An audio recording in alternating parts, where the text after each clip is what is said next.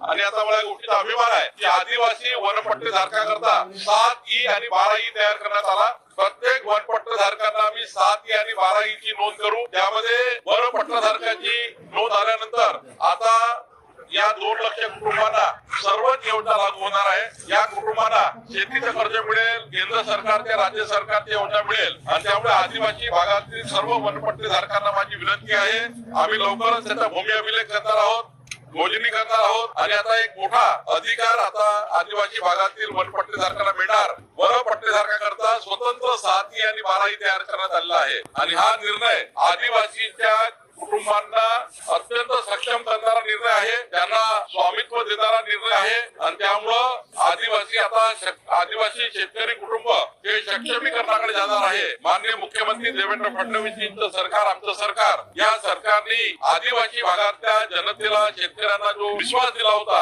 आता वनपट्टे धारकांना 7E आणि 12E नमुना मिळाल्यामुळं आता हा संघर्ष संपणार आहे आणि एक मोठा फायदा राज्याच्या शेतकऱ्याला होणार आहे।